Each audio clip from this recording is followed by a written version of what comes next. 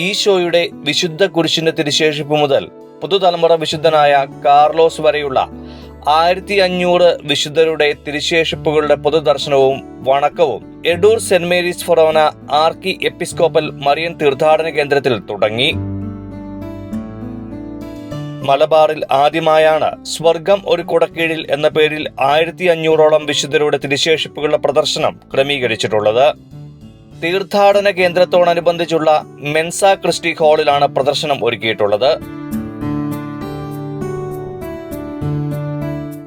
ഈ എഡൂർ ഇടവക ദേവാലയത്തെ ആർക്കി episcopal Marian തീർത്ഥാടന ദേവാലയമായി ഉയർത്തിയതിനു ശേഷം ധാരാളം വിശ്വാസികൾ ഈ ദേവാലയവും ത്തിൽ വരികയും പ്രാർത്ഥിക്കുകയും പരിശുദ്ധ അമ്മയുടെ മാധ്യസ്ഥം യാചിച്ച് സായുജ്യമടയുകയും ചെയ്യുന്നത് കാണുവാനായിട്ട് സാധിക്കും. അത് രാത്രിയും പകലും ഒക്കെ ആയിട്ട് അതുണ്ട്. ഇപ്പോൾ ഈ 1500 തിരുശേഷിപ്പുകൾ ഇവിടെ പ്രദർശിപ്പിക്കുമ്പോൾ ഒറ്റ വാക്കിൽ പറയുകയാണെങ്കിൽ സ്വർഗം ഈ ഭൂമിയിൽ എന്നാണ് പറയേണ്ടത്. 1500 വിശുദ്ധരെന്ന് പറയുമ്പോൾ നമുക്കറിയാം സ്വർഗത്തിൽ ദൈവത്തിൻ്റെ സന്നിധിയിൽ മാലാഖമാരോടൊപ്പം വിരാജിക്കുന്നവരാണവർ. അവരുടെ തിരുശേഷിപ്പുകൾ ഇവിടെ ആയിരിക്കുമ്പോൾ അവർ തന്നെയാണ് ഇവിടെ ആയിരിക്കുന്നത്. അവരുടെ മാധ്യസ്ഥത്താൽ അവരെ വണങ്ങുന്നത് വഴിയായിട്ട് ധാരാളം ദൈവാനുഗ്രഹങ്ങൾ ഈ ദൈവജനത്തിന് നൽകുന്നുണ്ട്. നമ്മുടെ കാർലോസ് അക്വിറ്റസ് ഫൗണ്ടേഷൻകാരാണ് ഇത് ക്രമീകരിച്ചിരിക്കുന്നത്.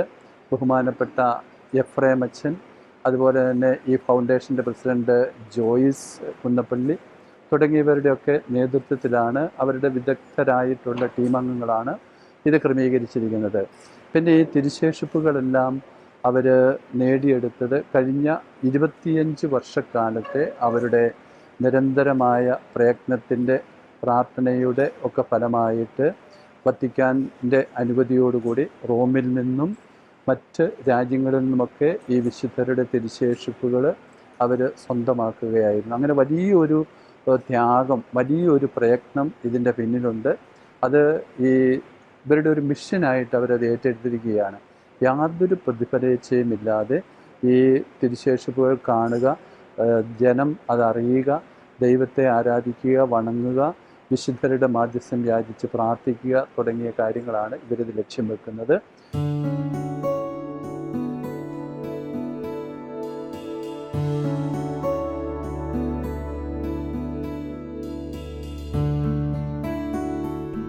ഇപ്പോൾ നിങ്ങൾ കാണുന്നത് ഹാർത്തിനി എന്ന വിശുദ്ധനെയാണ്. ഹാർത്തിനി ലെബനോണിലാണ്. അദ്ദേഹം മാർനേസ് വിവാദപ്പെട്ട സന്യാസി വിവാദപ്പെട്ട ഫാദറാണ്, സന്യാസിനിയാണ്. Dead body അഴുകിയിട്ടില്ല. ഇദ്ദേഹത്തിൻ്റെ ശിഷ്യനാണ് മിസ്റ്റർ ഷാർവൽ. നിങ്ങളെ കാണുന്നതാണ് മിസ്റ്റർ ഷാർവൽ. അദ്ദേഹത്തിൻ്റെ ഡെഡ് ബോഡി അഴുകിയിട്ടില്ല. അത് ഏത് സമയം വേർത്തുകൊണ്ടിരിക്കുകയാണ്. അതാണ് ഇപ്പോഴും നടന്നുകൊണ്ട് അത്ഭുതമാണ്. ബോഡിയിൽ വേർക്കുന്ന ഒരു ബ്ലഡ് ചേർന്ന ഒരു തരം വെള്ളം ചേർന്ന ദ്രാവകമാണ്. അത് ഓരോ മണിക്കൂർ ഇടവിട്ട് അതിൻ്റെ ഫൗണ്ടേഷൻകാരത് കളക്ട് ചെയ്യുന്നു. അദ്ദേഹത്തിൻ്റെ ആ ബോഡിയിൽ നിന്നും വേർത്ത് കിട്ടിയ ആ വേർപ്പടങ്ങിയ തിരുശേഷിപ്പാണ് ഇതിനകത്ത് ഞങ്ങൾ കാണിച്ചിരിക്കുന്നത്. അദ്ദേഹം ലെബനോണിലെ വിളക്ക് എന്നാണ് അറിയപ്പെടുന്നത്. ആ വിശുദ്ധൻ്റെ പ്രത്യേകത എന്ന് വെച്ചാൽ 70-ാം വയസ്സിൽ മരിച്ചുപോയി. അദ്ദേഹം ഈ മിഷണറി സന്യാസ സമൂഹത്തിൽ ചേർന്നതിന് ശേഷം ഒരിക്കൽ പോലും അമ്മ പോലും കാണാൻ സമ്മതിച്ചില്ല. അത്ര വിസ്തയിലാണ് ജീവിച്ചിരുന്നത്. അദ്ദേഹം വെറും തറയിൽ കിടന്നുറങ്ങിയിരുന്നു. കല്ലാണ് അദ്ദേഹം തലയിണായിട്ട് വെച്ചിരുന്നത്. അതേ കൂടുതൽ ലെബനോണിലെ വിളക്ക് എന്നറിയപ്പെടാനുള്ള കാരണം അത് സന്യാസി ആശ്രമത്തിൽ രാത്രി കാലങ്ങളിൽ അവർക്ക് വിളക്ക് കത്തിക്കാൻ വേണ്ടി എണ്ണയില്ല, മൃഗക്കൊഴുപ്പാണ് കൊടുത്തിരുന്നത്. ഒരു ദിവസം തീർന്നുപോയി. പകരം അദ്ദേഹത്തിൻ്റെ അവിടെയുള്ള സെർവൻസ് അതിന് വെള്ളം നിറച്ച് കൊടുത്തു വിളക്കിൽ. അദ്ദേഹം ആ മുറിയിൽ കൊണ്ടുവച്ച് ആ തിരി വിളക്ക് കത്തിക്കുന്ന മാതിരി കത്തിച്ച സമയത്ത് ആ വെള്ളം അങ്ങനെ തന്നെ കത്തുന്നു. അതാണ് അദ്ദേഹത്തെ ലെബനോണിലെ വിളക്ക് എന്നറിയപ്പെടുന്നത്.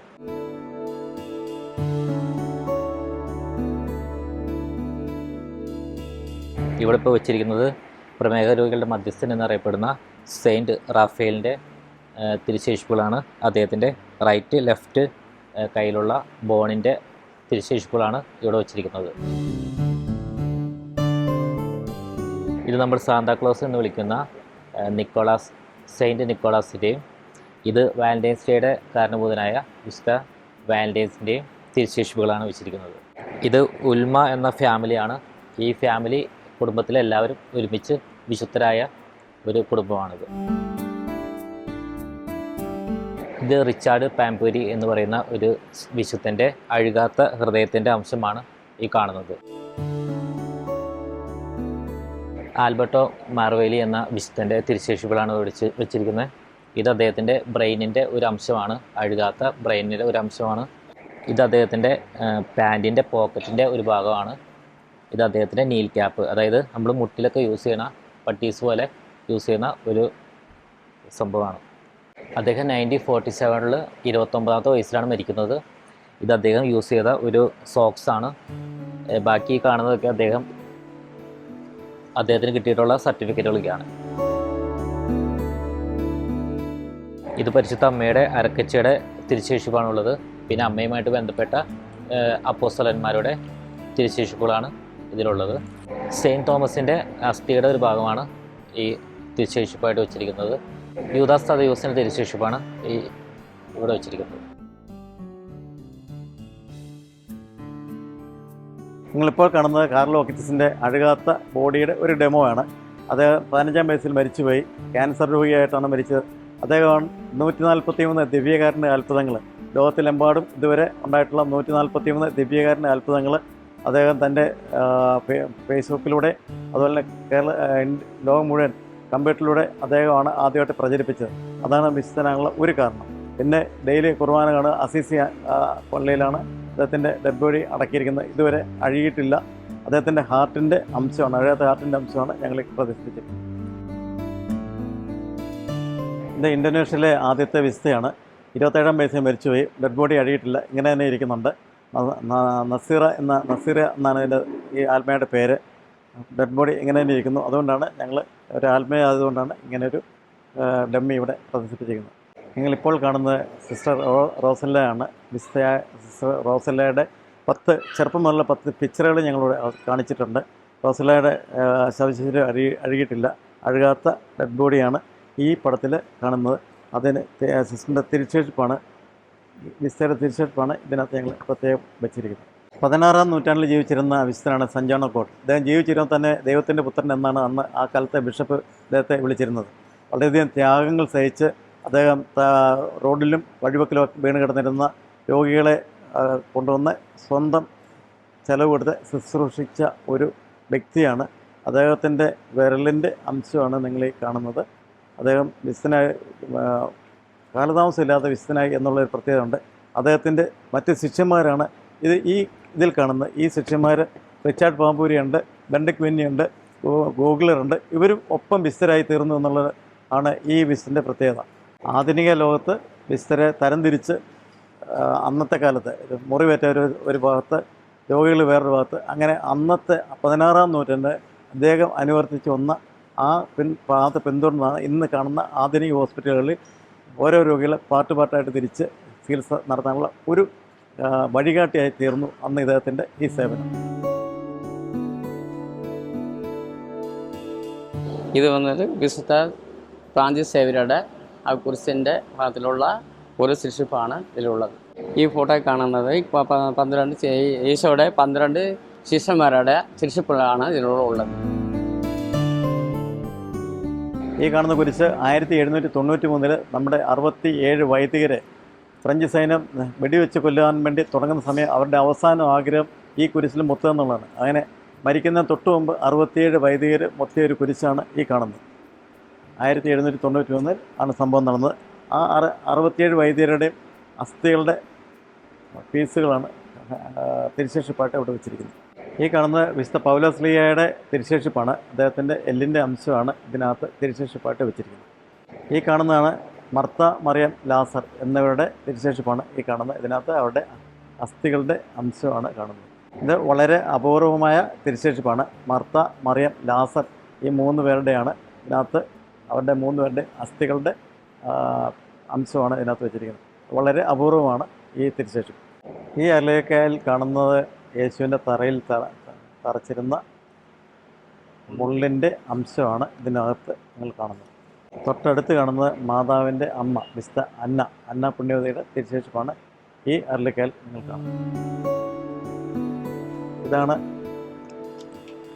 യേശുവിനെ തറച്ച കുരിശൻ്റെ തിരുശേഷിപ്പാണ് ഇതിൻ്റെ ഉള്ളിലായിട്ട് കാണുന്നത്.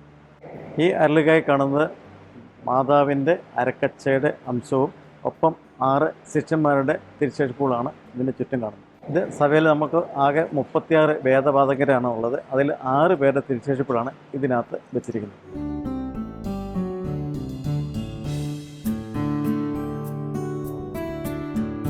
വിശുദ്ധരെ വണങ്ങുവാനും വിശുദ്ധരോടുള്ള ബഹുമാനാർത്ഥം അല്ലെങ്കിൽ അവരോട് മധ്യസ്ഥം യാചിക്കുവാനുള്ള ഒരു അവസരമാണ്, ഒരു സുവർണ അവസരമാണ് ഇന്ന് എടൂർ ദേശത്തിന് നമുക്ക് ലഭിച്ചിരിക്കുന്നത്.